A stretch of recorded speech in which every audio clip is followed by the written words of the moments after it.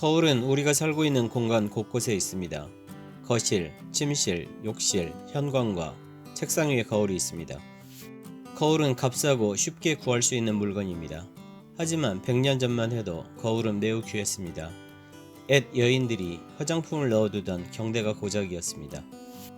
현대를 사는 우리들에게 거울은 흔하고 일상적인 물건입니다. 그래서인지 대부분의 사람들은 거울에 대해서 깊이 생각해본 경험이 없을 겁니다.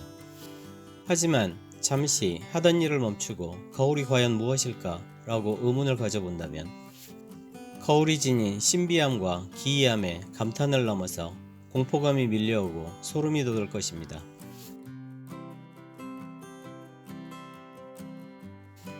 아무리 작은 거울일지라도 거울은 자신이 비추는 공간을 모두 담아낼 수 있습니다. 거울 앞에 서서 바라보는 각도를 이리저리 바꾸면 현재 서 있는 공간을 구석구석 빠짐없이 보여준다는 것을 알 수 있습니다. 거울은 자신의 작은 2차원 평면 안에 자신보다 수천 배, 수만 배 큰 3차원 공간을 담을 수 있습니다. 우리가 사는 3차원 공간 속 한쪽 벽면에 붙어있는 작은 거울 안에 또 다른 3차원 공간이 구현되는 것입니다. 더욱이 4차원 시공간에 3차원 공간들이 무한히 존재하듯이 마주보는 두 개의 거울 안에는 3차원 공간들이 끝도 없이 나타납니다. 거울 속 무수히 펼쳐진 3차원 공간들은 무량의 공간에 들이운 그물의 마디마디에 무한개의 구슬이 서로를 비춘다는 불교 신화 속 인드라망의 형상을 보여줍니다.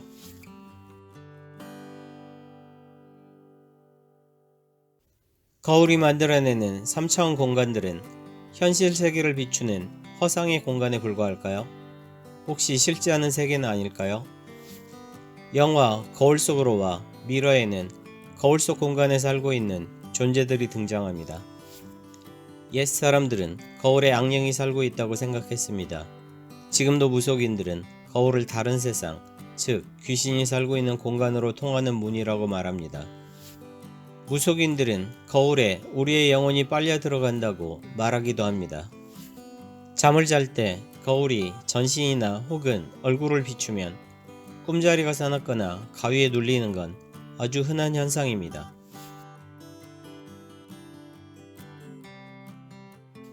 거울을 소재로 한 영화와 소설들은 무수히 많습니다. 그리고 한결같이 공포물입니다. 거울은 언제나 부정적인 이미지로 묘사됩니다. 불안한 미래를 암시하는 복선 효과의 단골 소재이면서 등장인물의 불안한 심리와 분열된 자아상을 묘사하는 도구입니다. 하지만 거울이 만들어내는 공포가 단지 영화와 소설 속에만 존재할까요? 사람들의 무의식의 심연에는 먼 옛날부터 지금까지 인류가 공유한 기억의 흔적들이 잠재해 있습니다. 거울이 공포의 대상이 된 까닭은 오랜 세월 사람들의 거울에 대한 부정적인 이미지가 집단 무의식의 DNA에 각인되어 있기 때문입니다. 중세 유럽에서는 거울을 소지한 여자를 마녀로 몰기도 했습니다. 거울은 인간을 유혹하기 위해 악마가 만든 도구라고 믿었기 때문입니다.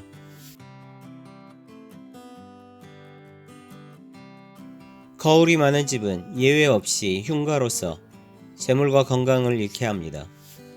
주역 8궤로 보면 거울은 손괴, 즉 바람과 감괴, 즉 물로 표상됩니다.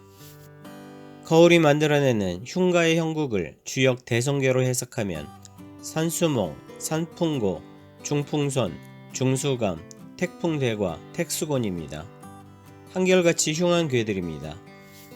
특히 택수곤과 중수감은 주역 64궤 중 4대 흉괴에 속합니다. 온통 고통과 어려움으로 점철되어 있습니다. 산수몽은 흐르는 물이 산에 가로막히고 음기가 가득한 형국입니다. 물에 빠져서 허우적대는 모습이기도 합니다. 산수몽의 몽은 우유부단함과 어리석음을 의미합니다. 산풍고는 바람이 산에 가로막혀서 난기류를 만드는 모양새입니다. 산풍고의 고는 부패, 고통, 고난을 뜻합니다.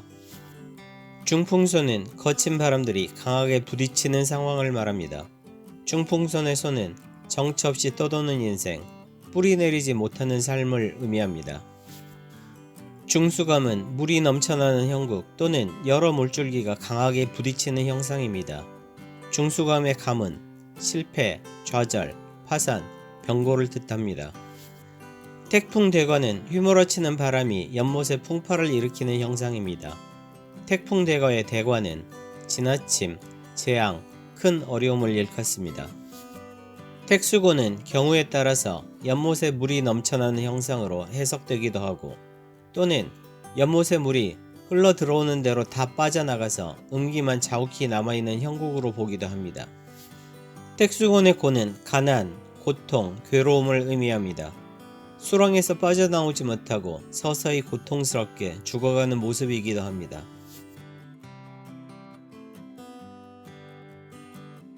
집안에 거울이 많으면 흉상입니다. 거울은 부족한 듯 꼭 필요한 곳에만 두는 게 현명합니다. 꼭 필요하지만 조심스럽게 다뤄야 할 거울, 그 올바르고 현명한 사용법을 정리하겠습니다. 현관의 거울은 신발장 안에 감추는 게 좋습니다. 신발장 안에는 전신 거울을 부착해도 됩니다. 만약 신발장 안에 거울을 둘 수 없다면 현관의 왼쪽 또는 오른쪽 한 면에만 작은 거울을 부착하기를 권합니다.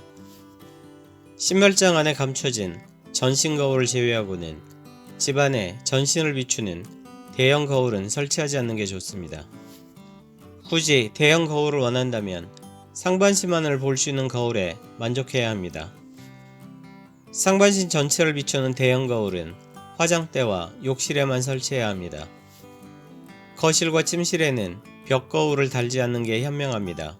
벽 거울 대신 탁자 위에 작은 스탠드 거울을 올려놓는 게 낫습니다. 부득이 벽에 거울을 단다면 공간의 중심부를 피하고 구석진 곳을 선택해야 합니다. 2개 이상의 거울이 서로를 비추지 않게 해야 합니다. 잘 때는 거울에 전신이 비치지 않도록 주의해야 합니다. 얼굴을 비치는 것도 피해야 합니다. 그리고 항상 거울을 잘 닦아서 청결을 유지해야 합니다. 구독, 좋아요, 알람은 영상을 만드는데 큰 힘이 됩니다.